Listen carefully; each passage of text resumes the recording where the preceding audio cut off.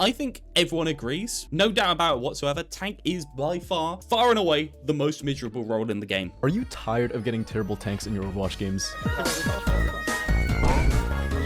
So far away. Dude, Azaria is so far away. Dude, he's playing Should have supported them. literally completely opposite of where the rest of us are. Because I'm He's off angling. What are you on about? He's playing Overwatch. very tired of terrible tanks. And after playing exclusively support for the past 4 months, I'm going to prove to all the tanks that borderline through my games how easy their role is. Strap Exclusively support and you just got to low masters? Ugh. on in because this video is going to be a wild ride. Just like last video, I'll be trying out every single character, then I'll be trying to climb to masters with my knowledge and my knowledge only. No guides because I'm just stubborn that way. Surely it can't be that hard, right? I don't want to play this role anymore. I genuinely don't want to play this anymore. Like, I really don't want to do this. This role is too fucking miserable. So I wanted to play him early on while I was still in low rank to get a better feel for him. And honestly, I was doing pretty good until they swapped to Orisa. They're on Orisa now. What is this guy's problem? Then they swapped to Orisa. Sombra. Here we go. And then they swapped to Bastion. And you wouldn't believe what happened next. They swapped to Ana. What the fuck? They're on Sombra? Yeah, I saw the summer. Bastion, Ana. I didn't realize this just yet, but counterpicking would be a very rampant occurrence throughout my climb. Whenever I would play Doom, bam. Hog or Orisa, Sombra, Ana, Bastion, Cassidy, Brig. Monkey, Diva, Reaper, Hanzo, Ana, Brig. But even with all those counters, I won. But not only did I win that game, I won my next 6 games in a row. I tried a bunch of new characters with Ball, Ryan, Mauga, Hog, Monkey, Queen, and Zarya all being given a turn with the talking stick. I even received my first tank diff mention of the challenge. Tank diff! This puts me at 8 out of 8 games won, with my placements already almost being done. I had my fair share. He doesn't realize that somebody saying tank diff isn't actually a compliment for him. What it is an insult to the tank or their team. It's probably from the enemy team, and they're probably just trying to directly insult their tank. This plays They don't care about you. They just think their tank's terrible because fuck tanks. Better team. We're the better friends. That's all I've ever wanted, guys. Rampage, rampage. I fucking ran into a wall, my bad, guys. Oops. Oopsies. But I'd also say I had my fair share of great plays. Oh my. Oh my. Fair and balanced. A reasonable ability.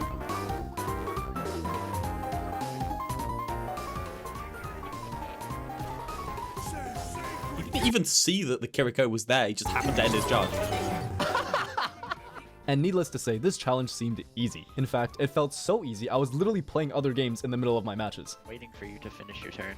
Oh.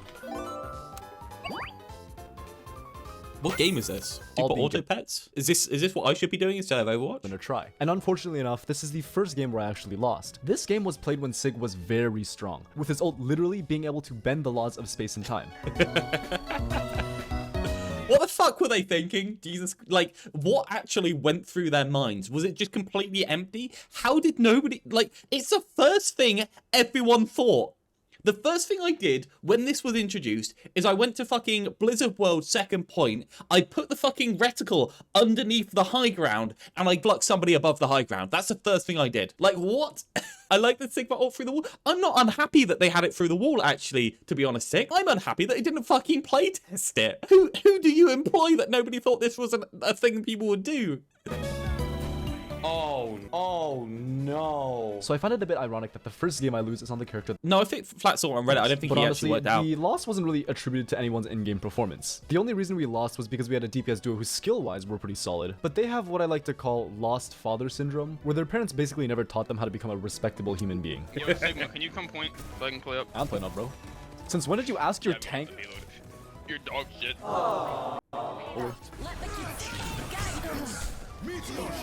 Behind. Nice, good kill. Yeah, Well, I I got him did. with full charge arrow, buddy. I got him. You hit one fucking thing. Bro, why are you so mad? Is everything okay at home? Shit. What did I even do to Everything you, bro? okay at Chill home. out. The fuck? Anyways, my last tank placement, nothing of note really happened, but for some reason, one of my DPSs, who literally did nothing the whole game, said no tank. So naturally, I have to review the whole game to find any moments where this guy had literally any impact. In the first 2 minutes of the game, he does quite literally nothing except die. Then, he goes on to die again, and after another 3 seconds, he uses his first death lost and kills one and look at that, he literally nothing. I love how he's clearly recorded the entire segment of him talking about this guy dying, and then he watched back the segment and was like, "Oh god, this is trash. I don't need to do this," and just smashed it all together in like 4 seconds. To quickly summarize, he ulted twice this whole game and didn't get a single kill from either one. He got 2 final blows the entire 10 minutes and died 8 times. Not only that, he ended the game with 6,000 damage. Now, please tell me in the comments whether this guy did literally If he had a tank, there wouldn't be a problem. anything at all this game. Anyways, no worries. I took the loss with pride and hopped off for the day. I ended on Plat 2, which in all honesty is pretty good. I gained a division for every game I won, plus an extra division for some odd reason. Alright, timeout. Now that I've played every character, Plat who are 2. my favorites? Just like in my support video where I made a tier list, it's time for another. Welcome to a special segment called my very comprehensive tier list of characters I like to play. Part 2. In S tier, I have Diva, Zarya, Mauga, and Junker Queen. Diva is great. She has great mobility, a very good defensive Diva, Zarya, Mauga, and Junker Queen, also known as all of the people that don't really interact with many of the stuff. They're either overpowered or they just don't interact with Counterwatch as in the much. form of Matrix, surprisingly solid DPS output, and she even has a second life. In a way, Diva kind of feels like Ice Climbers in Smash. Pretty high skill ceiling, surprisingly high damage output, and they both basically Mauga's strong enough that you can abuse low rank lobbies with him. have 2 lives. And when one of those lives is gone, that being your mech or Nana, you're significantly weaker. The only difference is Diva's actually popular. Now, as for the other heroes in S tier, you can probably notice a common denominator. Hypothetically, let's say these 3 were a family. A very dysfunctional family, but a family nonetheless. Zarya is your hardworking single mother. She works day in and day out to provide for her family with her bubbles. Great defensive utility, and you don't want to see her when she gets angry, or else she's throwing a black hole at you. Junker Queen, that's your classic alcoholic father. Zarya divorced her long ago because of her drinking problems, and now you have a crude mouth individual who yells a lot and wields a giant knife and axe, who for some reason have names. Must be the schizophrenia kicking in. And then there's Mauga. He's the son. Zarya loves him a lot, but acknowledges he might be a little fucked in the head. He's in a special class at school with other like-minded individuals. He can't speak well, and he stims all over the place like he's a rabbit being chased down by an apex predator. In the A tier, I put Monkey, Hog, and Sig. Monkey's good, and he's honestly quite similar to Diva in terms of playstyle, but one is an anime girl with a transformer, and one isn't. So guess what I'm playing? Just kidding, that has nothing to do with it. But the reason why Monkey is slightly below Diva is because I feel like his damage is a little more underwhelming compared to Diva, and I also don't know how to control him when using I do need to talk about like push pull and tanking. I might do it tomorrow actually. I might spend like a half hour to an hour tomorrow going through like tanking in general. It's a lot more in depth now that it's Overwatch 2. In Overwatch 1, it used to be basically I should always aggress in some way, shape, or form because I have a resource to use while aggressing that is basically use it or lose it in DM or bubble. So I need to do something in order to create some sort of advantage for my team. There's not very much holding unless you're in a holding comp. And in Overwatch 2, you have the situation where Ramatra is actually in a good state if he's holding block 90% of the game some of the time. Like, he's actually doing the correct thing. And that's weird, right? That's interesting and weird because Overwatch so much favors aggression that defending or just not doing anything or just peeling is a better thing to do quite a lot of the time. And I don't think people really understand. I don't think people really understand the difference. At first, I thought I wasn't really going to like playing Hog. I used I'm to like gonna playing talk about Overwatch that at some 1, but ever point. since his rework, I just thought he was super clunky to play. I couldn't get used to his new abilities, so even before starting this challenge, I kind of wrote him off. But once I actually sat down to play a full game on Hog, it was way easier to adjust than expected. He's got great damage, his pigpen still allows for 100 towers. Hey guys, I went to play tank, so guess what I did? I played the one character that's not really a tank. Squishy, he's got great sustainability and a pretty okay zoning ult. Hog is an edgy 14-year-old American boy. He can't speak a coherent sentence to save his life. He bullies Yeah, a zoning ult? You mean a delete the enemy Reinhardt ult? his kids, those being your squishy targets. He's fat as hell, and also hits his vape every 3 seconds just to stay alive. Sigma is an OnlyFans model. He bounces people up and down, is really good with his hands, and most importantly, he has his feet out. From sucking in liquids to handling a pair of balls, he's great at everything. On a real note though, Sigma is the tank's all-rounder. He has a shield, a sustainability, overhealth, one of the best ults in the game. Really I love these videos where people like write their script and then they just like, I'm just gonna write whatever the fuck I want. It's just random crap put solid into damage it. output and a CC tool that's bigger than Puro. That's It's the quite definition funny, of an though. all-rounder. And you know who else is an all-rounder? You are my sunshine, my only sunshine. Up next, we have the whatever tier. This tier includes Rhine, Ram, and Ball. I'd say Ram is also an all-rounder. Good damage, probably the highest survivability out of all tanks, and a very strong ult. But the issue I have with Ram is I don't really enjoy playing him. He's also just way better in organized team play rather than solo queue because your survivability doesn't mean much if your team doesn't really know you're trying to survive. Like remember 4th grade science class where they teach you about erosion? That's basically what happens to Ram. The enemies are your wind and water while Ram is the rock. Your teammates are the preventative factors that could build you up. But what often happens is the enemies just turn you into the Grand Canyon before your teammates can patch you up because you guys just aren't on the same. The thing with Ram is unparalleled at surviving in space and not demanding a lot of resources while doing it, while doing some pressure to the enemy team. Ram is better than Queen. Ram's kind of like, it's hard. In the 6v6 format, Ram is a lot more healthy because essentially like there is a reason to aggress on Ram if you have the bubble. The question is whether you have a stable position to hold that is getting you an advantage over time. And if that's true, or you're about even, the answer on Ram is I'm gonna fucking AFK. And I have no incentive to do anything. If your disadvantage Ram is good at pushing, if he gets a lot of resources funneled into him, but when your advantage, Ram honestly should just for the most part just stand where he is and not do anything. And that's kind of like why Ram's so boring. Junker Queen with the Carnage rotation always has a reason to aggress. Ram doesn't have a reason to aggress because it costs so many resources for his team. Same page. Ryan is your de facto tank. When you think of a tank in Overwatch, he's your guy. So why is he so far down? Well, I just feel like Ryan is too team. Ryan is your de facto tank. Ryan's the character we should use as a litmus test for whether tanky in the game is healthy. But he's in D tier because he's fucking awful. Because we made a format that makes him awful. Dependent. I enjoy heroes with more solo carry potential. Ryan so needs a rework. I don't really enjoy playing him as much as most people do. Definitely feels good when you get a 5-man shatter off though. The final hero in this Nice. tier I is don't Ball. think He's a anyone funny little enjoys guy. I don't think anyone enjoys Ryan as much as he used He's to. literally a hamster controlling a giant robot ball. And honestly, he might be the most interesting character design-wise I've seen in He's any in video Plat. It's really interesting to see what actual Plat players think. game besides maybe number K from Counter-Strike. He's very good at disrupting the backline and just generally being annoying, but I don't think he fits my playstyle too well. Nothing much else to it. And in the final tier, we have only one hero, Orisa. I started advising people to play Ball or Sigma more often because Ball and Sigma you can completely and utterly ignore the fundamentals of tanking, so, like in the same way that you can on Roadhog, because the push and the pull doesn't fucking matter on Bull, because you may as well always engage, and the push and pull doesn't matter on Sigma, because you're always just going to play at a range and pelt them. You just skip pretty much everything. It's basically the only hero I actively don't want. You don't have to learn how to tank in Overwatch. You don't have to learn tempo and stuff like that. You don't even have to pay attention to your team on Bull, because all you have to do is slam into their team on cooldown and slam a bit better, and you can get up to Masters on Bull. She's boring, not even that strong anymore. That's a simple idea. And maybe occasionally you glance back to see if people are generally in the area they are. But if they aren't, no sweat, it doesn't matter. For the nerfs. And did I mention she's really boring? I feel like Sisyphus playing this hero. You Hey guys, just roll off and do it again in like 10 seconds. he's very different from every other hero in this game as a whole. Instead of playing like a character from a hero shooter, A tank. he feels more like Nagoriyuki from Guilty Gear. He's a lot of fun and I enjoy The trouble with Doomfist is when they made him into a tank, what they should have done is take out most of his lethality in order to make it so he's more fair and make it so that he moves the enemy team around at the same time. But we were also doing the transition to 5v5. So what they did is keep him exactly the same amount of lethal and just make him an unstoppable lethal object as long as the rest of your team shoot him. So the problem is if you're a support and you want to play Zen or Ana, do you know what's going to happen? You're gonna get ulted on cooldown, and it's not gonna be very much fun, but it's gonna happen. And if you're playing Zen or Ana, what's going to happen? The rest of your team's going to shoot the Doomfist, and the Doomfist is going to empower punch, and he's going to hit someone 3 miles away from you, and it's still going to hit you and insta-kill you. And there's nothing you can do about that. I mean, you just kind of, like, you just take the L after a certain point. And that's fun and engaging gameplay, having a Doomfist with so much health that you can just insta-kill you from anywhere on the map. That's interesting. Maybe we need to give Ana a lunge. playing him a lot, but because he's so different, some of the skills that I learned while playing the game just aren't transferable to Doom. And because of that, I probably won't be playing him too much. Doomfist being in Overwatch is basically the opposite of those Super Smash Bros. Crossovers. He was originally from the Smash. When Reinhardt hits a 60% win rate, which is considered very high for us, and is played often there are a few complaints. When a hero like Roadhog does, he's topped around 54, the community reacts differently. Yes, because tanks that are fundamentally unfair in that they have a big health bar, which means very good access to apply their pressure to you, and sharp, volatile, non-telegraphed pressure, right? Sharp, volatile, non-telegraphed. Sharpness meaning they have big spikes. Volatile meaning the spikes are rare and unpredictable. Telegraphing meaning that the spikes aren't predictable in any way because they aren't preempted by anything. Then the character feels really fucking unfair. That's why DPS are able to have sharp, volatile, untelegraphed abilities, because DPS have a low health bar, so they have low access to be able to apply those abilities to you, and if they can get into a position where they can apply these things to you, then you have already fucked up, right? Like the tanks have fucked up by allowing them into these positions. So when you make Doomfist, who has sharp pressure, in that you cannot do anything to stop the punch coming through to you, and he has an ult that can just insta-kill you, and he can slam into you no matter what you can do, and he has volatile pressure, meaning that the spikes and pits in his pressure are very high and low, and he has no telegraphing, or the telegraphing doesn't matter, because what the fuck are you going to do anyway, because he can hit you regardless of what you do. Then the characters are unhealthy. Guys, it's not that hard. Like, it's really not that hard. Exactly the same with Roadhog.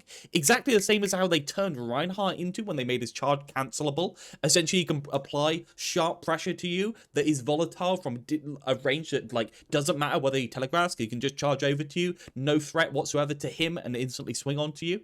And like, you'll notice that every single character that is more boring in the tank category in the 5v5 role are the characters that essentially don't have that sharp, volatile, and unpredictable pressure, so they can get less kills. This whole thing is predicated on the idea that we're just making tanks into DPS characters that are big. And tanks that are DPS characters that are big are bad because they have more access to be able to apply that pressure, and you can't do anything. So if you're just an Ana in the backline, you can literally do nothing about them murdering you. A Hulk can spot you from across the map, walk his fat ass over to you. There is nothing you can do. Smash Universe, but That's one why day they he feel received bad. a letter from Overwatch and decided to join the cast. Now that we've established what heroes I like playing though, let's get back to the games. After a few more wins and losses, I came to a realization. Even though I won more games than I lost with another 3 wins and 2 losses, I noticed that the enemy— And by the way, I do think that Reinhardt is unhealthy. I think Reinhardt is in a much worse state than he ever has been in before, because the only power they can give to Reinhardt that is healthy is more sharpness, more volatility, and less telegraphing for his actual pressure. Unpopular opinion, but Doom to me was more fun to play both as and against when he was a DPS. Well, yeah, that's kind of the point. Doomfist has to be unstoppable in order to be applicable into 5v5, because he can't draw a shitload of resources and other things like that. He has to be made more volatile into 5v5, because Doom as a DPS was stoppable. He wasn't great. He wasn't healthy. He had maybe a little bit, feast or famine. That's what I'm talking about, the volatility. Maybe his volatility was a little bit too much because it was too predicated on weird setups with punch and that sort of stuff. Maybe the telegraphing was really bad for the character because, you know what? How are you supposed to tell whether they know to do the setup or not? But in the DPS category, at least he had low enough health that if he got access to the areas, then there was something you could do about it. Now there's nothing you can do about it if he gets access. You just kind of like live with a Doomfist in your backline because some of the time shooting the Doomfist is a bad idea. Too easy. This fucking character's amazing, bro. He's learned. All you have to do is stare at the enemy tank and you win the video game. Just play the character that makes it so you don't have to have a brain. It's fine.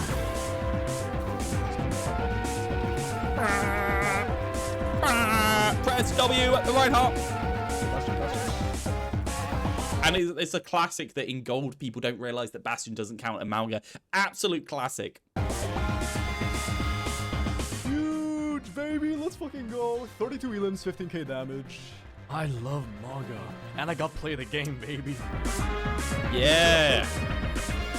Screw every single other player. I want to have fun for 1 second. One rank off. Day 2 diamond. It seems like this is going to be a lot easier than fucking import. Maybe I'll go for GM.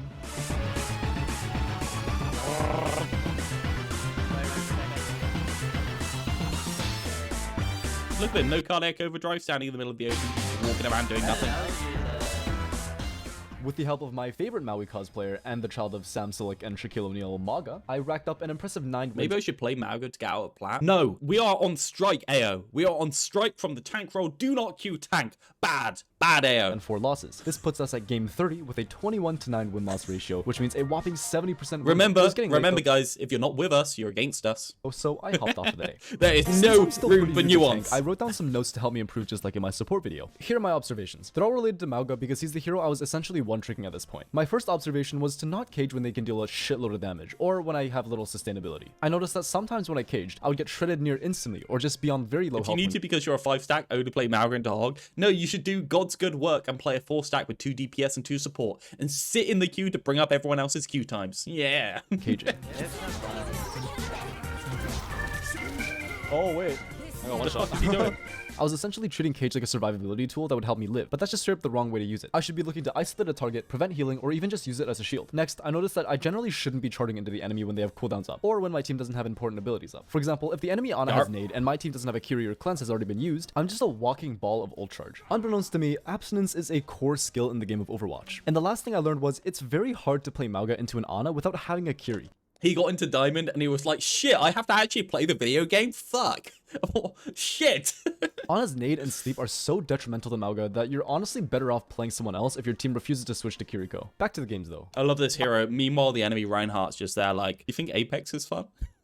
Don't follow Overwatch anymore. What's the goal with avoiding tank? But to force Blizzard to actually fix the role in some way, shape, or form.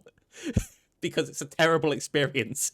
That's another tank diff. That's another tank diff right there, no? Because the higher the support and DPS times go, the more Blizzard are under pressure to actually fix it. Held the enemy team and then just moved on to the next game. Thankfully enough, my momentum from last game didn't dissipate, and game 32 went pretty smoothly. And to make things even better, I won my next 2 games as well. I even got this cool clip where I essentially saved the game.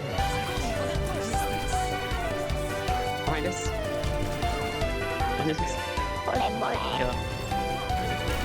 Wait, just say like, just say like, just say like. I love the TikTok ADHD editing.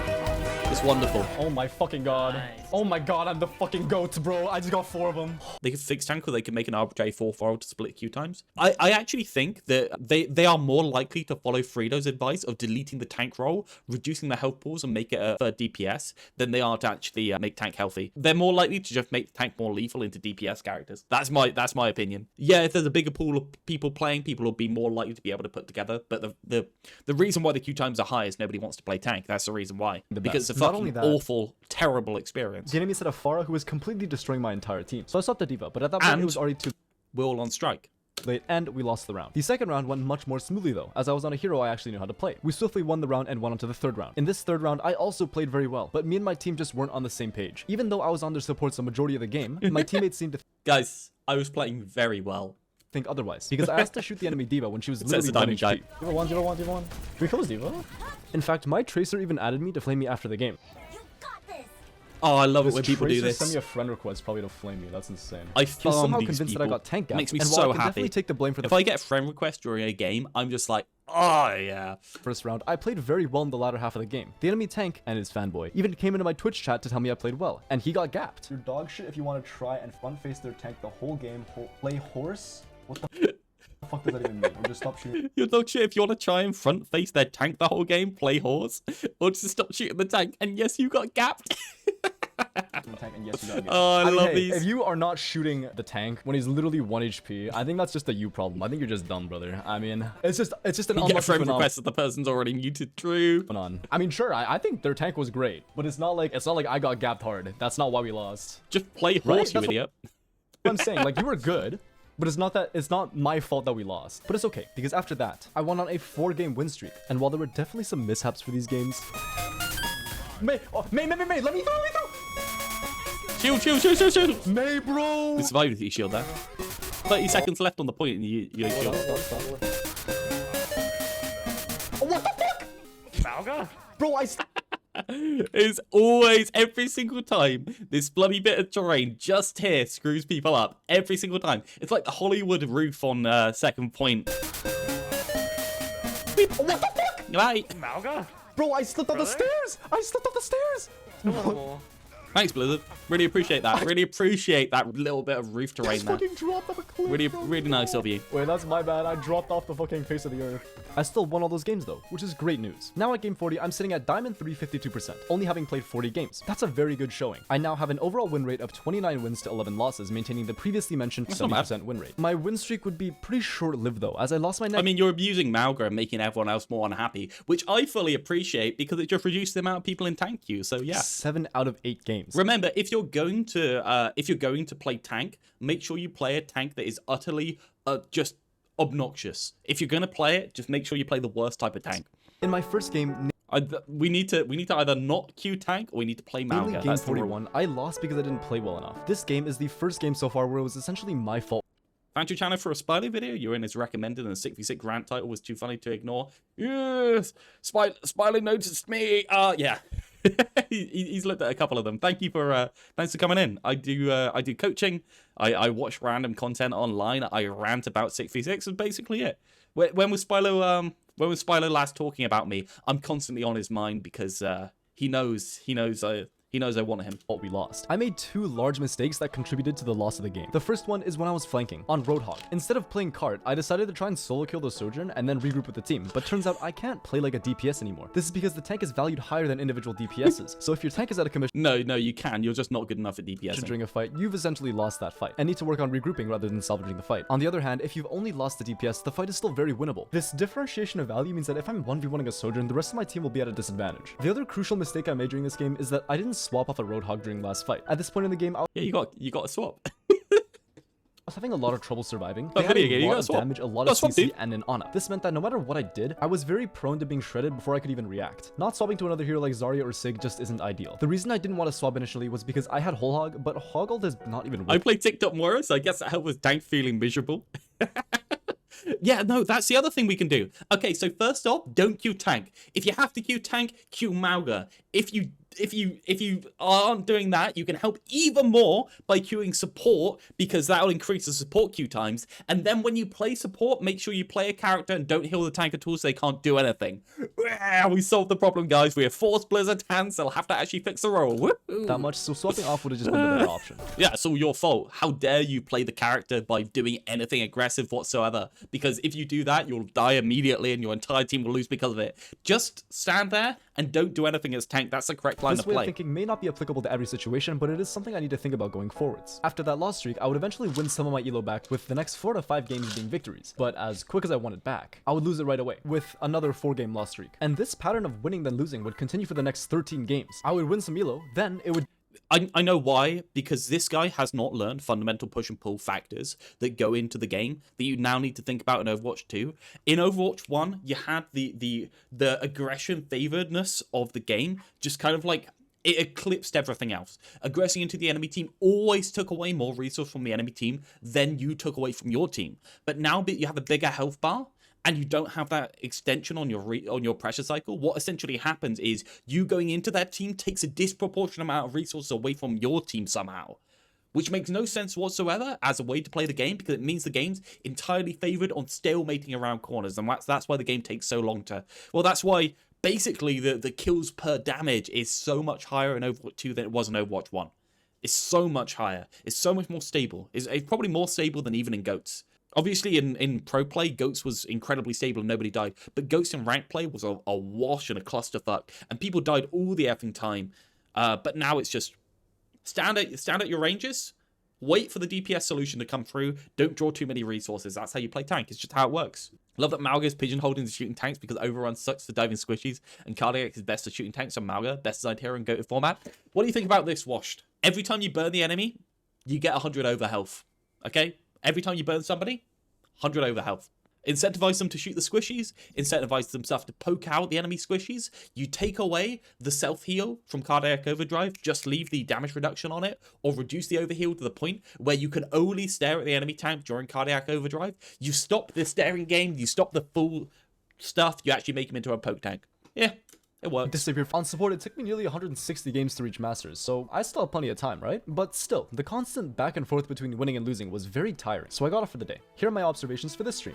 I should play more Monkey, Diva, Zarya, Doom, and some other characters, because just playing Mauga is kind of boring. I also shouldn't sacrifice my life for a DPS or a support. As a tank, your life is more important than a DPS or a support. I also noticed a bad habit of tunnel visioning on the enemy tank. This don't trade. Mostly happens on Mauga because if I don't fully shoot sure. the tank while using Cardiac, I can't survive, because I think what we're going to gather is that over time, he's going to learn more and more that you should probably just like not do anything and chill out and not be aggressive. I'll miss too many shots and just die. But I noticed I was doing this even without Cardiac up, so I need to pay more attention to the enemy backline. And the final thing of note, similar to playing support, is to focus on positioning. Tank definitely has a harder learning curve in this aspect than support because tanks just have so many roles. Peeling, doing damage, getting picks, staying alive, making space, just to name a few. Instead of support where you only have to focus on not dying and just keeping the team alive. Back to the games though. The next day I hopped on in hopes of winning a ton. Tank is actually corner simulator. Yeah, well that's it. That's the other side. When you increase the health bars and reduce the sustain, any health that actually gets drained from you is a net negative to your team because it can't go into your DPS that are taking an angle or actually more useful on the angle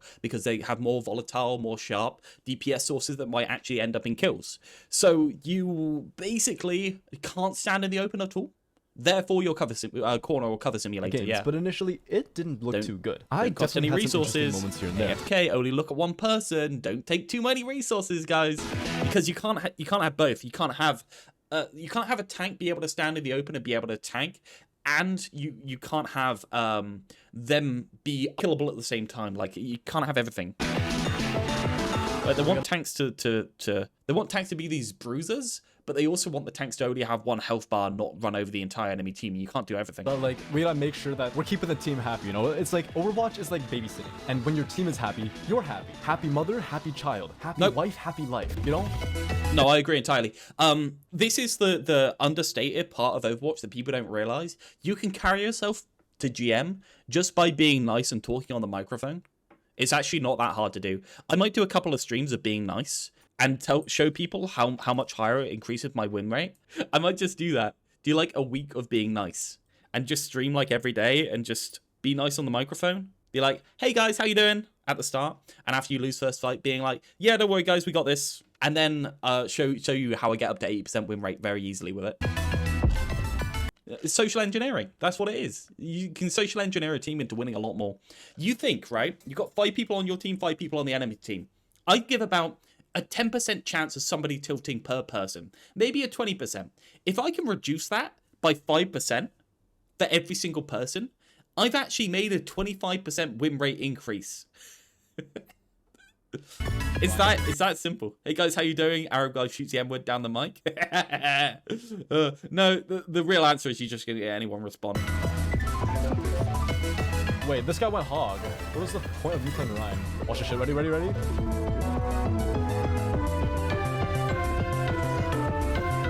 Yeah, I scared him off with my fucking aura, bro. Look at that.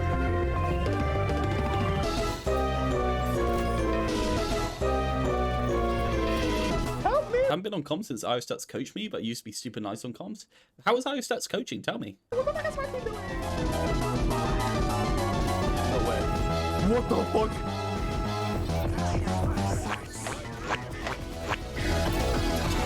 What? Run, dude. You got 4 minutes left.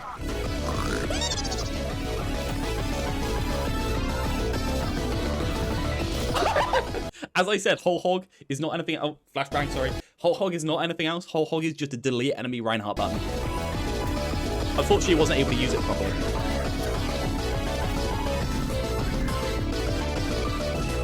He lives. He lives. He's probably going to kill your Anna. Flat to 3,900 in 6 months while doing it. Amazing.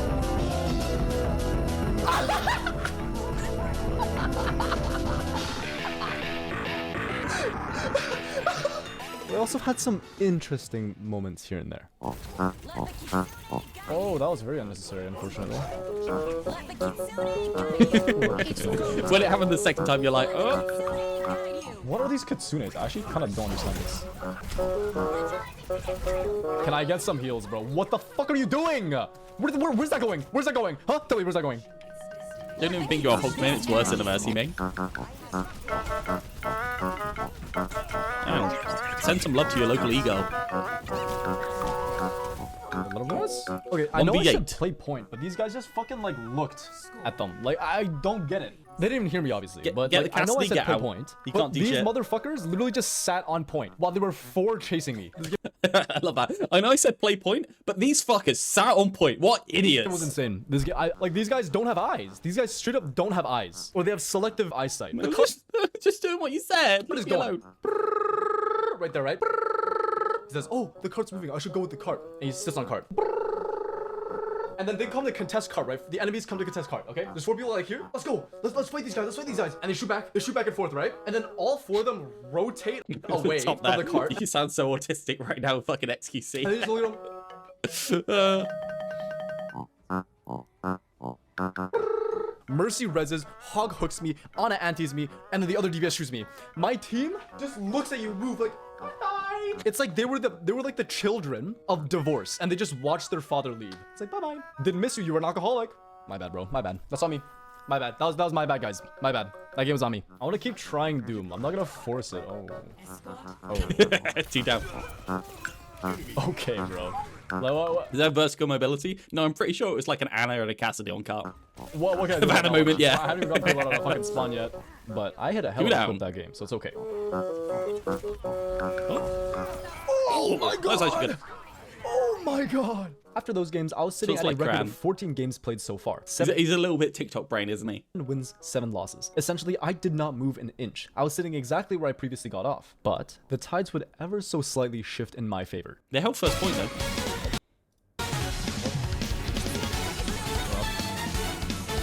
Zarya into Monkey, yeah.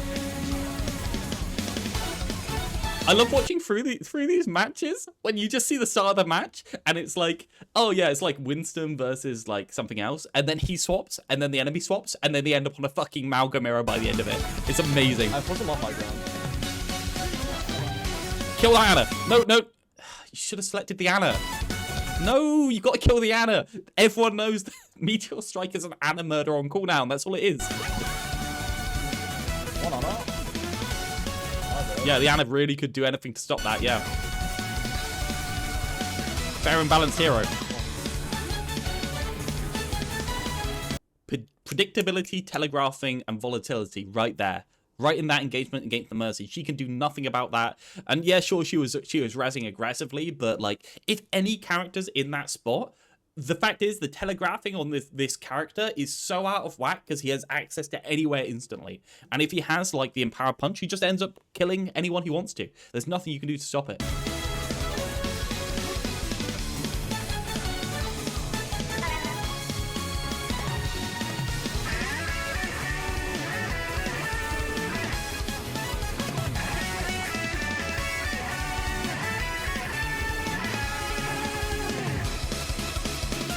Oh my god, I'm just the best. Team players complain too much, yeah. No, I agree entirely. And even if you think about a character like Zarya, right, 2 bubbles. What do gold players know, right? Literally nothing. So if the Zarya has 2 bubbles, do you think gold players know if they have 0 bubbles, 1 bubble, or 2 bubbles? No, they don't. They always think they have one bubble, and they always get surprised by the second bubble. And do you know what that is? That's a lack of telegraphing and a more volatile playstyle with more sharpness. That's the problem with Overwatch 2 tanks. In order to make them fun in any way without the synergy, they had to make them lethal, and therefore had to make the gameplay experience bad for the person being murdered by them. Because being killed by a tank with no way to stop it is awful. Tank experience is not just a problem with the tank experience, it's a problem with the DPS experience who instantly swaps to stop the tank murdering them because the role is so oppressive in the game. You can't just buff tanks, the counter swap, buff tanks, counter swap, buff tanks, counter swap. Because once you end up at the top of the ladder, what you end up with is a tank player that runs the entire lobby and nobody else enjoying themselves. And all we're gonna do is we're gonna go boop boop boop boop, and then they're gonna end up nerfing the tanks, and we're gonna be at square one, and we're gonna work our way back up the counter swapping ladder. The only thing is, every single time it's gonna happen faster and faster because the general community perception is faster at getting that tanks are more impactful, and we'll counter swap for more often. The telegraphing Sigma does helps him with being so inoffensive, even if he's popping off. Yeah, you see Rock's travel time? Do you see the cast time on Rock? Do you see how slow his orbs are? Do you see his lack of ability to chase around corners at range? Winston, right? Winston. Do you see Winston jumps into the enemy team, has a very tight uptime related to his one bubble ability, and can only chase you if he's still got health left? Why can he right-click you at range now? That's a more volatile, more sharp playstyle, isn't it? Every single character has like slight volatility creep, slight sharpness creep, and slight telegraphing lack. Where's the telegraphing in Winston being able to chase you with a right click? And that's the problem with tanks. They can access you, so even if they do telegraph, it doesn't matter. Junker Queen Carnage, crazy cooldown speed boost, has an exaggerated animation, not cooldown wind up. Do you know what Junker Queen does before she normally uses Carnage, guys? And this is why Junker Queen is inherently a very fair character. Do you know what she does before she presses Carnage button normally? Anyone know what she does? Ha! Right? She fucking yells before she presses the Carnage button. So not only does she have a yell before it, but she uses a fucking wind-up animation before she actually hits you. If you get hit by Carnage, it's your own fault. Right? It's your own fucking fault. And that's why she's a fair character that people like playing with and against. That's why. Even Knife, right? Have you considered that Knife has a travel time? Not only a travel time, but you get hit by it, and you actually have half a second before she can pull it back. That's weird, isn't it? Why does Knife have half a second before she can pull it back in? Because it allows you to press buttons to stop yourself instantly dying, right? It has time. Yeah, and you compare it to Hook. Hook stuns you on connect, has a telegraph. Sure, it does have a telegraph, it does have a wind-up, but the wind-up is about the same speed as Hook, right? It's much shorter than Rock. It has a very fast travel time. So the telegraphing on it is fine-ish. But then again, Hog has a massive health bar and a breather. So does the telegraphing matter if he can just walk over and get you regardless? It's a bit of a wash. But then Hog hooks you. The hook pulls you in, stuns you for the entire duration. You're stunned until you die. You have no ability to counterplay it. Right? You get hit by a knife, you can do whatever the fuck you want to stop the knife. Knife draws resources, Hook draws kills. It's volatility, telegraphing, and sharpness every single time. That's why Overwatch 2 tanks are completely cooked, because they feel like they have to up the lethality of tanks in order to make them more interesting so that people will play the tank role. But when you up the lethality of tanks, what happens is the rest of the lobby counter swaps the tanks because they don't want to end up fucking insta-killed continuously, because that's awful to play against. So when people play Hog, people play Anna, people play Zen, people play, well, used to be Cassidy until the flashbang, that sort of stuff got changed. But you get my point. They put damage into the Hog because it's the only way to stop the Hog instantly killing people from across the map. Next 11 out of 14 games. I there went you on go. a 6-game win That's streak, the problem. and then a 3-game win streak, and then One topped of the it off with 2 many, more many wins, problems, bringing me up but to the Diamond 2 problems. for the first time ever on Tank. I reached my goal, and thus I hopped off for the day. But to make things even better, the next day when I got on, I won my next 2 games to form a 4-game win streak. But the ties that were ever so slightly in my favor shifted completely back to the original position, because after another 8.5 hours of playing this godforsaken role, I ended up literally in the exact same rank down to the percentage. Diamond 2, 6%. I definitely had some interesting heart-to-hearts while playing though. Damn, 18 and 2? Not bad. I gotta rewatch this, bro. I gotta rewatch the clip of the Jim destroying the screen. Hold on. Okay, I'll respond to that. If Hog Cook is to be so lethal, it must be chargeable like Doom Punch. I don't know why the hell they reworked him like they did, make it chargeable and give him a sound cue with the chain being lassoed. Okay, so I'm doing a Why is Roadhog so terrible video. The trap, okay? The trap on Roadhog. It's a problem. The reason why it's a problem is because what they did with the trap, and yeah, sure, maybe Blizzard are just absolutely cooked in the head and they just did it to enhance his frontline presence, as they said. But I think the trap was an attempt to reduce his lethality through reducing, well, increasing the telegraph and making it less volatile, right? You have to have the trap down, but it doesn't work in a number of reasons. First off, it's a trap, so you have a reason to put it around a corner. How can you be telegraphed that there's a trap there if you don't fucking see it go down? Makes no sense whatsoever.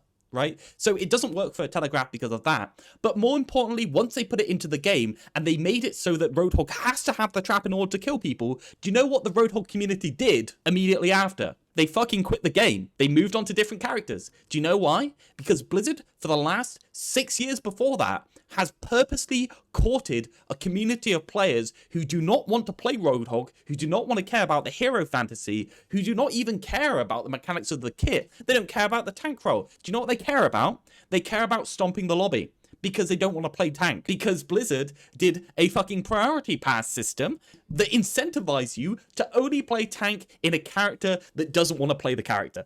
Like the role. It's like they have courted this type of person for 6 years. And then what they do, they reduce the volatility on the kit and make him less lethal. Well, I don't want to play with you anymore.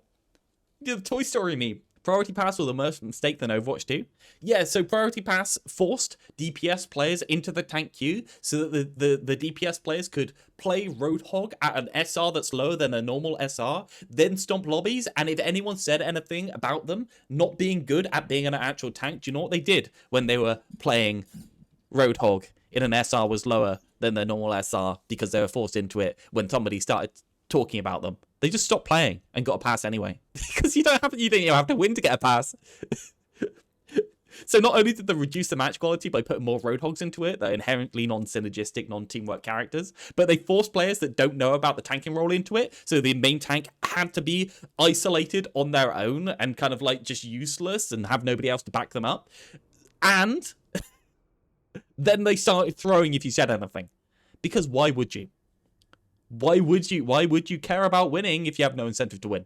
It's the worst system to ever be put into Overwatch. No shit. The fucking tank experience became worse and then people started quitting the game. No shit. Makes no sense not to. It's an ABC. We release Sigma, we release Rogue Q. The queues aren't great because we've, for the most part, just put in 3 initiating tanks into the game since launch, which isn't a big number compared to the 16 DPS characters we have that you are locked into because you don't really have much of a variance in the amount of things you can choose. So we don't have many tanks. So we're like, oh, well, we'll do the priority pass.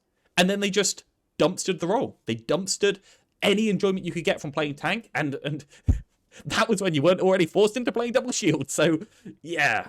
That's why I always played in a tank queue after they introduced priority queue. It's weird that all the solo queue tank players quit, isn't it? Yeah, it was probably the innate preferences in people. I mean, people don't want to play tank in MMORPGs, do they? That's probably like a direct line we can draw to Overwatch. That's probably the problem. People just don't like the tank role. It's probably that. It's not that we completely abuse this role for years at a time while giving them multitudes less options in variety of gameplay to choose than any of the other roles. It's not that. It's not that there were pigeonholing problems within the role and therefore it probably should have been a bigger roster to start with. It's not that we left Roadhog in there that basically dumpstered any lobby that he went into in terms of the enjoyment of people actually in the lobby. It's, yeah, people just, you know, their innate preferences just, they just don't enjoy it as much on average. Yeah. Well, you look at MMOs, they have more support players than tank players. It's probably that, right? And every single time you go up against that argument, you have to spell out the entire history of Overwatch in order to actually make the argument that tanks were abused for 8 years in order to get to this point. Is Venture still a tank? Venture is yes. So Venture absorbs resources and uses them like a tank. In exactly the same way. Venture actually would be a very healthy transition to the tank by just increasing their health bar by a little bit and reducing their damage by a little bit. If you up Venture's health by 100, reduce their damage by 100, by like 20 on their drill dash, Venture would be a very healthy tank. That's the argument. Gotta suck your own. Anyway. Well, I bet you off I in the can- mirror, bro. I I bet you off in the mirror. No, bro, I don't off. What? I just try not to. American Psycho. Let's see this play. Am I supposed to be looking? No, I'm just watching. I'm watching by myself, you know? Like, you know when you get that dopamine rush when you watch yourself? Not like that. I'm not that egotistical or narcissistic. Yeah, this I'm guy not that. definitely looks at himself in the mirror and, No, and, no, like, no, no, no, no. he doesn't no, off, but he maybe like touches his nipples a little bit. Okay, look, bro. Hey, you didn't deny it. Hey, you didn't deny it, I guys. I don't know what's happening. This is TikTok Zoomer conversations. Oh Okay, my. look. Some people are just born a bit dumber. You know, sometimes when you flame people, you have to understand that some people are born in unfortunate circumstances where their father has beat them over in the head. And in that case, they develop a brain deficiency called being stupid. Same, yeah, but there's like a certain amount of beatings where you just turn out the right amount, you know? Are you trying to compensate for the fact that your father beat you? It's just standard general chat in Overwatch, isn't it? Yeah. Where they come out just Bro, right. my dad, bro. But I'll be honest. This is an incredibly enjoyable video in terms of because let's be honest, what this video here is just I've cut up my streams for like 16 hours and made it into a story, and then honestly, it's working really well. I actually really like it as a format. Well, they got 125k views on it. It's really good. It's really enjoyable. when I got on the day after It's that, high effort in terms of the editing as well. Like, I was confident. Today is the day I finally reached Masters, I said to myself. And in the beginning, it was going great. I went on a 4-game win streak. I was playing well, and I was Nice. being rewarded for it. And after this game, I was now 1 game away from just Diamond 1. But what happened next game didn't go so well. We lost. But nearing the end of the game, my duo noticed something a bit odd. I'm solo on... pretty similar to the Boga Lifeweaver to GM video. Do you know one thing? Do you know what you should do if you want people to watch your Twitch stream? You should make a video that is essentially an advert for your Twitch stream being enjoyable. That's what you should do. That's what you should do. If you want people to watch it, make a video like this, because this video is a good advert to go and hang with him. Boga actually had a massive uptick in his viewer count after that Lifeweaver to GM video. Did you see it? Like the uptick?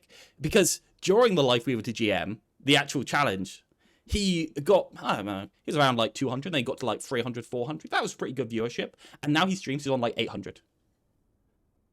I can't watch him. Oh, but that Lifeweaver to GM video was a great, it was a great advertisement. Point It was of damage amazing. to Genji. Ash is cheating. Their Ash is cheating. Supposedly, their Ashe was cheating. But wait, hold on. You want good stream viewership? Advertise your stream. What's that? Yeah, Ashe was Warren, by the way. He was Was it? Warren? We were playing against Warren? I called Warren a cheater! Yeah, I don't watch Boga. Cheating and not cheating because they are not equipped with the skill set to be able to tell the Yeah. difference. They are just 300, 400 before the video released, and then week after he hit like 2.5k viewers. He showed himself to be a very entertaining, nice person to be around and hang out with. Of course people started watching him on live. your average player, Boga your thinks he understands the game more than everyone else. Yeah, that's also true. streamer, your competitive player, your quick play player. They don't actually know, so it's not their fault whatsoever. However, He said you didn't However, have the skill the person set and to the tell people him he to was blame cheating. are actually the devs that are in charge of the anti-cheat. If we had a functioning anti-cheat, at least a half-decent And he anti-cheat, said it wasn't your we fault. wouldn't necessarily have to worry about cheaters in every single lobby and pointing fingers as, I'm sorry, Mr. Warren, for calling you a cheater. It's just a lot of cheaters nowadays, which is totally valid. Because I've noticed there's been an increase in cheaters as well. Oh, by the way, wait. My mom said food. She said Mom said food. Actually, she said Yeah, so somehow we actually ran into Warren while he was doing an unranked GM on Ashe. I do think we are experiencing the first downfall of Overwatch in the fact that they had the massive layoffs, and 3 months later we have our first ever big uptick in cheaters. I think that's a real bad sign for the game. It probably means they fired a couple of people that are responsible for the ban waves and stuff like that, the actual managing of the game behind the scenes.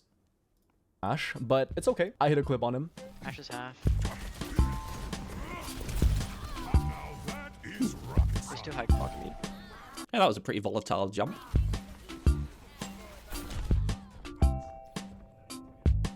It's so much fun when you think you're okay in a position and somebody hits you with a 120 damage combo.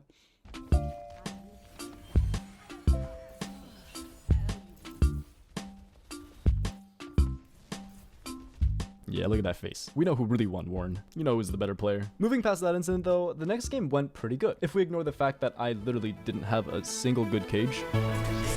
I'm gonna get ya. There's no Smiled kick. at console. Fuck you guys.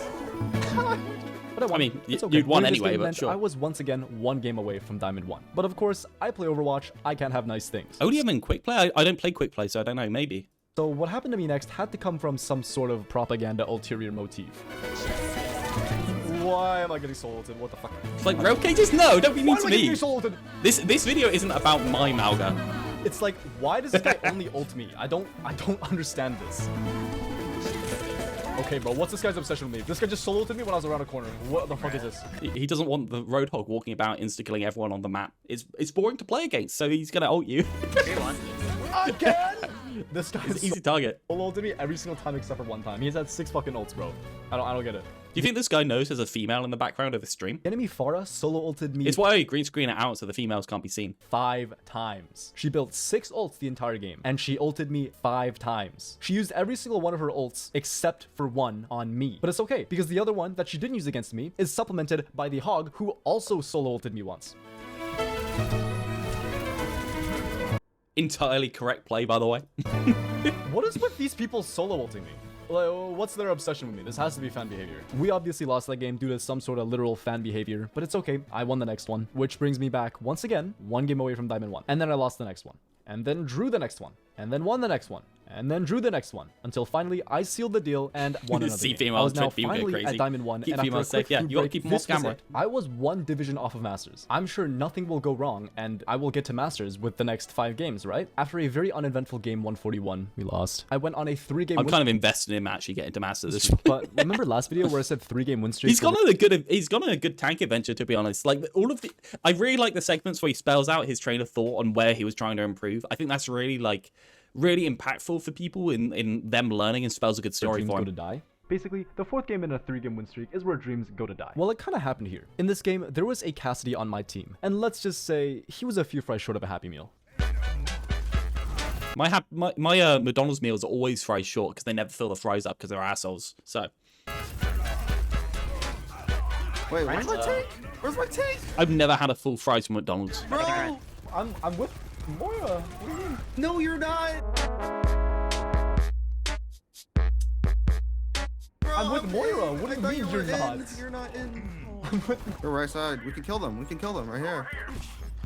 Mauga, I'm hello? not with you. I'm I don't not. feel like you just did anything respawned, wrong. I bro. got one. Yeah, but they're in our spawn. Okay, he's Yeah, I already went left side before you told me that, bro. Good shit. How do fun, you engaging die gameplay. so fast? I got charged, bro. He literally came out of fucking nowhere. That is fucking No matter what tank, he dies. You have more crazy. deaths than me, bro. What See the volatility again. They get charged by the enemy Reinhardt round a corner, which before, if they miss that charge, would put them in a massive disadvantage state.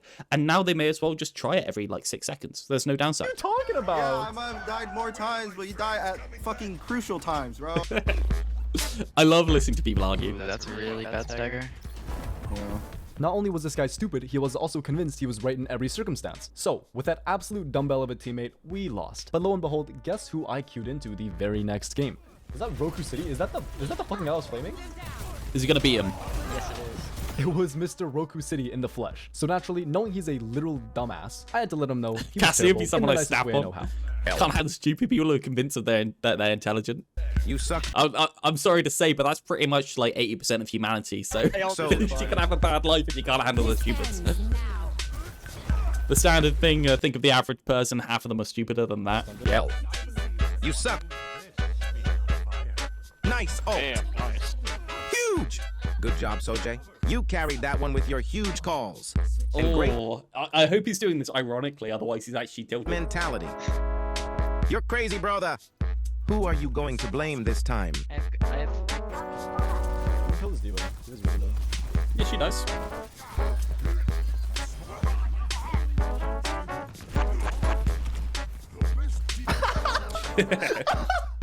Wrote you ban with these words, yeah. And would you know it? Clearly after be that careful. game, my ego was sky high. The Blizzard kneecappers will be around your I house. won the next 2 games in a row, and they were both pretty much steamrolls. Now, I was only 9% off of my goal of reaching Masters. They talk One more about game, oh my god, Is that a hard topic, Andre? Is that a hard topic for you? 9%.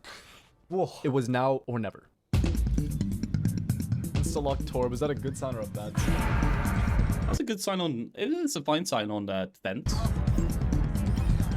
That's not a good sign.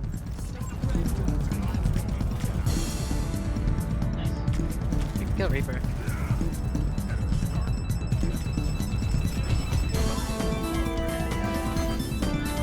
I got banned for. Were you doing naughties? Is that what you're gonna say? Were you doing something bad? Oh my god. Someone say I should be perma banned for that on mod. Yes, sir. Sitting on bar, both of you are sitting on bar. I still with Mauga. I go straight back to the original footage that I had in my Mauga video of the Yeetle clip, where he says that shooting squishies on Mauga generally feels terrible. I think that's still exactly the same as it was back then. What is it? 7 months ago, almost 8 now. Good job, Blizzard. Real good reaction times.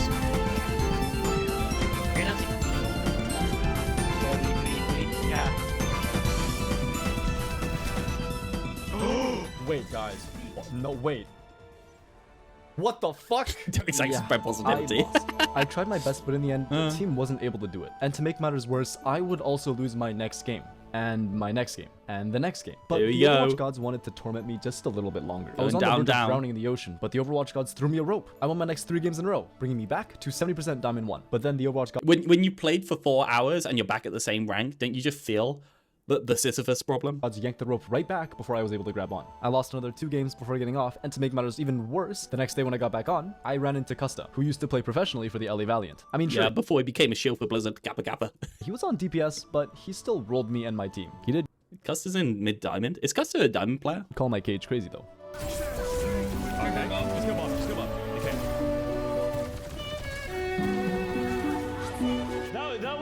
That was a crazy ass cage. But being happy over that doesn't mean much because I queued into him again the next game, and would you look at that, I lost again. In fact, I lost another 2 games after that. And at this point, I had to Custer's have massive free. That's a reasonable rank for somebody that doesn't play that often. I don't know how much he plays. a serious conversation with myself. Why am I doing this? I don't want to play this role anymore. I genuinely don't want to play this Diamond anymore. 1 got Custer I GG. genuinely don't want to do this anymore. This is so miserable. Like, I'm genuinely just considering ending it here. I really don't want to do this. Like, I really don't want to do Poor this. guy. I want to make the video, but this is not... I want to don't make the wanna do video. He's just like, I must farm YouTube content, but I hate my life. this. I'm just gonna... Oh. Yeah, I'm not doing this anymore. I'm gonna play DPS. I'll play DPS. I'm not doing this anymore. So miserable. After careful consideration, I'm calling it quits. I'm done with tank. This may seem incredibly anticlimactic, especially when I was only 9% off of actually reaching my goal. And in a different universe where that game went better, I'd already be masters. But what caused me to stop? Why quit when I was so close? The simple answer was, it just wasn't fun anymore. For the vast majority of people, you play games to have fun. And if you have fun playing tank, well, I have news for you. Now, why is tank not fun? Well, there are a couple reasons why, and I'll go into them right now. But keep in mind, these are just my observations and opinions as a person who doesn't play much Overwatch. So if you disagree, definitely let me know in the comments. Anyway. I think the one issue that people don't talk about enough is the only issue that really matters at the end of it, which is that people don't like being entirely responsible for the team. They don't like being the one person when they do anything. And that's the actual reason why MMO tank playership is so small. And that's the reason why Overwatch 2 tank playership is so small as well. Because if you're the one person that is responsible for everything, you fucking hate your life. That's simple. It's way too much responsibility. People play video games not to have a job. They play it because they come home from their job. They've had a hard day and they want to relax for a little while. Why would you come home from your job and just like play tank? Why would you do an 8-hour shift, come home and play tank? It's just, why? For what possible reason? It makes no sense whatsoever. Like, that's why. That's why there's the issue. That's why Mercy plays exist. 100%. Mercy is a chill vibe hero. There is no chill vibe hero in the tank category. They are all tryhard sweat heroes. The DPS category is entirely made to take the player base of tryhard sweat players and quarantine them on these characters, right? The support player base was there for mostly the chill vibe, and the tank player base was a mix. And now we're at a point where the tank player base is sweaty, the DPS player base is sweaty, and 3/4 of the support cast are also sweaty. Yeah. Like we were with the real chill vibe hero. Shame that he's got a 30% win rate or something like that. Let's look it up. This is the segment in Rail Stream where they look up Life Weaver's win rate. It's always funny every single time. Let's see, PC, competitive, all last 3 months. It's not looking good, guys. Oh, guys, it's not looking great. Chill hero. What's Brig on? 50%? Just over? Let's go last month. What's happened here? Life Weaver's gone up? Nope. His play rate's gone up. Oh, this is my favorite segment of the stream because every month I can check in and see how terrible Blizzard are at making their game. How this can be a thing, like this here can be a thing for... Do you want to go last 12 months? Since release, Life Weaver has a 47% win rate. So Kiriko actually has a lower average win rate, to be fair. Low rank players are bad at playing Kiriko. And they do tend to copy other players. But yeah, like, Life Weaver's absolutely cooked. But yeah, no, the tank problem is people don't want to be responsible for stuff on their own. It's just awful. It's terrible. Nobody wants it. And until they can find a way to make tank a chill role that doesn't only attract people that want to sweat, then they got issues. Because the people that want to sweat, do you know what they're going to do? They're going to play DPS. They're going to play support. Because they're a better sweaty experience than tank is. It's how it is. Anyways, let's get into it. In my opinion, tank is the least impactful role in the game, and thus a coin flip whenever you play. Let's say your tank is the most impactful role in the game. Performance is rated on a scale of 1 to 10, 1 being terrible and 10 being literally god tier, with 5 being your average performance for your rank. Your performance can be anywhere from a 3 to a 7 and literally... And this is the issue, right? People cannot ever, in Overwatch history, put their finger on the pulse of the problem after playing the game. It's a really difficult issue. Because people are bad, really bad at telling why they're not enjoying themselves. So when you ask an average gold player why they quit tank, do you know what they're going to say to you? They're going to say, oh, it's just boring, isn't it? And they're going to stop playing the game. Or, even better, the person that quit the game won't give any feedback whatsoever. So we end up with a self-propagating player base of people that do actually find the narrow experience you created interesting. Like, it's really hard to get accurate feedback on what's the problem with your game for low ranks. And I think this is why Frito has so many problems with what he says. He constantly talks about tank and the experience of tank. And then you look at the things he says, and they always apply to, like, plat or diamond up. They never apply to gold and below. Do you know what the gold and below player wants to do? And I'll keep saying it until Blizzard work it out. The gold and below player wants to generally exist in the match on the character they want to play without being forced to switch and be generally useful-ish in that role while standing in the open. They don't want to be overtly punished for bad positioning. They want to be able to do general stuff. So the HP creep and the sustainability loss is awful for the low players. Frito is diamond? Yeah, Frito is diamond, and the only content he watches, the only people he talks to are diamond and up. Is Mauga bad in the low ranks? Is that the statement you said? Because Mauga is kind of bad at existing if people don't use cover. The thing with lower ranks, and as you get lower, is people shoot the tank less. And people are capable of burning down a tank less over time. So when you increase the tank health bars and lower sustain, people who are very decisive can just press the W button, press cardiac overdrive, and kill the enemy team. So that's why Mauga has a high win rate in low ranks. That's why Reinhardt's a high win rate in low ranks. It doesn't, however, make it so that people in low ranks are having a good experience by playing these characters when maybe 40% of the time they're able to completely kill the enemy team, and then 60% of the time they end up completely trashed. It's a bad experience regardless of the win rate. Nothing will change, and depending on how good your team is compared to the enemy, you could be playing at a level 10 and still not win. Now let's try to the actual damage numbers are lower in low ranks. That's the problem. This to actual ranks to give a better perspective. Let's say you're gold 5. You could play anywhere from a silver to plat level and literally nothing will change. Only once you play at a bronze level or a diamond and beyond level would you realistically affect the outcome of a match. This is why I believe that was alternating wins and losses so much after reaching mid to high diamond. That's just not true. It's not true in any way, shape, or form. And it's kind of crazy that he just can't put his finger on it. He can't put his finger on the idea that he's not playing well enough, but at the same time, even if he was playing well enough to cause a difference, it would still be a bad experience. That's really hard for people to get. Before getting there, I believe I was just better than the average because player. He's gained a load of rank. He's done a load of climbing. He isn't quite good enough to get into Masters and Grandmasters, but he's fine, and he's not fucking enjoying himself while maintaining a 70% win rate. That's the issue. And all he can do is turn around and say, I don't have enough impact, when he's had a 70% win rate. That's all he can do. He can't work it out, and that's the frustration I find every single time I talk about this. There's no good feedback from low rank players, and even the players that do give feedback have no ability to like put their finger on the problem. By a lot. I believe that I was playing at a low to mid diamond level when I was in my placements, but after reaching diamond, I was still playing well. I was likely hovering around the low diamond to mid masters level of gameplay. This means a roughly 4 to 7 range for my gameplay. I was no longer in the 8s and 9s where I could truly carry the games. In the latter half of my ranked grind, I noticed that whatever I did, the game just wasn't winnable sometimes, and vice versa. Sometimes you just misplayed highlight. Like you say, it's not winnable sometimes. I look at your gameplay. Let's just mute this and go through. Real quick, we'll go on to the next scene where he's going to back off here, then he's going to look for the angles. So we see we've got Tracer on the right side, we got Zen, we got Tracer, we got Widow on the front, and I think that's Lucio in the corner. Is that the other? So we got Lucio, Zen. So yeah, sure, it's a bit of a rough one, but if you play decisively, you're going to be fine. We got Widow, we got Zen, so we got a lot of poke down the corridor, and we got Tracer for the off angle. The correct play here is to chill the fuck out, hold space. That's the correct play. It's not fun, it's not enjoyable, but that's the correct play. You're waiting for the poke solution and the Tracer solution to come in. You should maintain your resources at a very high level and then use it full into the burst into the backline when the Tracer engages, when you've got an advantage due to the poking pressure. It's just a fucking boring way to play. That's the idea, right? So he's going to walk up, he's going to stand in the open, he's going to generally pressure, take half his armor damage, get healed back up. That's reduced the amount of resources that can go to the Widow and go to the Tracer. He's going to do a little bit of poke around the corner. He's going to take all of his armor damage. Then he's going to disengage. What space did he hold? What did he do? All he has to do is AFK behind this pillar here, stand there, and shoot the people that come round and hold space because we got higher poking pressure. It's just a really fucking boring way of playing. It's awful. It feels horrible. And that's why he not only feels like he has no control, but like the game is bad at the same time. It's hard. Because, like, this is a horrible misplay. He should have just stayed in armor and AFK around the corner. That's all he needed to do. Maybe he needed to charge after the ball onto the ball.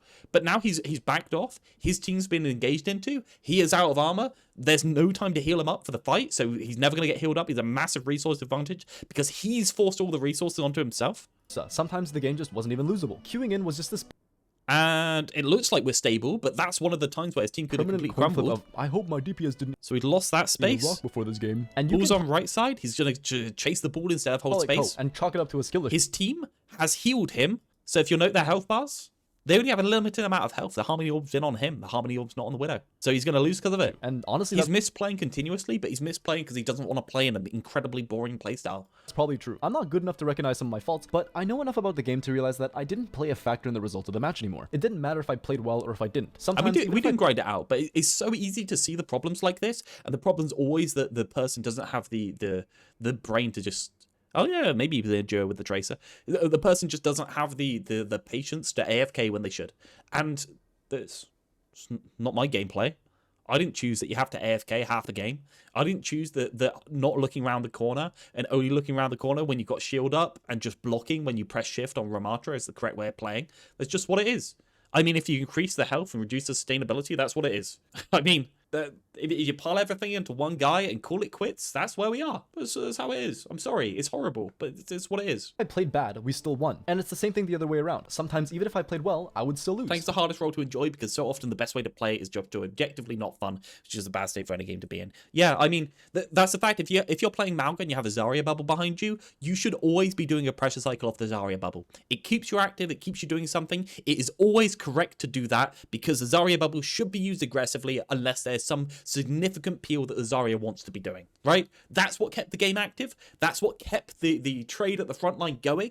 The moment you take that away, there is no trade. You should both stand there, not looking at each other, waiting for the poke solution. That's the objective best way to play. And maybe if you've got cooldowns, you should do light pressure into the enemy team until you can capitalize on an advantage that has been made by the poke solution. Like, that's just it. I'm sorry. Like that. And I'm going to talk about the tank experience tomorrow. I'm going to do it, but I'm going to do it with the crux at the back of my mind that not incentivizing aggression in any way, because it's normally bad for most characters, is really boring and really unfun. There are games where I could have played better or worse, but it still wouldn't have impacted the result of the match. That's the whole point. I truly believe that with enough time, I could get to Masters on tank. In fact, I may be able to do it in just 1 week or even another day of playing. But after playing only tank for 30 hours, I've just realized that I do not enjoy playing the game anymore. At least not on this role. Damn. I don't see the point in queuing up just to exist in a space that doesn't even require me to function. You can literally take any other person in my current rank, replace me, and you could essentially have the exact same game if they played with the same playstyle I would have used. All of this, along with the amount of counterpicking they play exactly the same as you, yeah, sure. The game just doesn't make this role fun at all. The fact that you have to counter swap just to exist in the first place, and if you don't switch, you're gonna be even more miserable than if you're just playing tank in the first place, which is crazy because the role is already so insufferable. But honestly, take all this with a grain of salt. These are just my observations and my personal experiences, and they could definitely vary and definitely be complete bullshit as well. Anyways, with all that being said though, Nah, man. It's not complete bullshit. Your ability to identify the problem is not correct, but your feelings are not bullshit. Your feelings are entirely correct. That is how the role feels. And it's awful. It's really bad. And I just, yeah, I don't know what to say to people like this who try sincerely to play the role and just spend 16 hours of their life just not enjoying themselves. Other than to boycott the tank role, do not play it, queue for support, push up the support times, force them to go back to 6v6 to fix the state of the game. Yay! Thank you for watching. I'm sorry that I couldn't finish the challenge completely, but I just didn't want to continue playing a role that genuinely makes me unhappy. I hope this video was still entertaining though, and maybe somewhat informative. Make sure you follow me over at twitch.tv/theoryeasy if you like the video. Honestly, I feel really bad for him because he very clearly wanted to finish it and just couldn't. Right? He very clearly wanted to, but yeah, just couldn't do it. Stream on Mondays, Wednesdays, and Fridays at 5 p.m. Pacific time. Should Doom stay a tank in 6v6? Yes. And the fact that there is more buffers on the volatility in the game would make it so that essentially the volatility of this kit and the lack of telegraphing in this kit wouldn't be as bad or as impactful. I'd increase his knockback, reduce his damage slightly at the same time. Yeah. I'll finally be playing my main role of DPS to hopefully reach top 500 for the... I'm going to link the video. This was actually really enjoyable. I'd love for you to subscribe to him. He's a really, really entertaining guy. Quite frankly, this makes me want to hang out with him, and I hope his Twitch viewership goes really well off it. Hey, JFK. No, this is really good. First time ever, so come watch me live. Definitely throw some pointers at me as well, because I'm going to need them. Anyways, thanks for watching.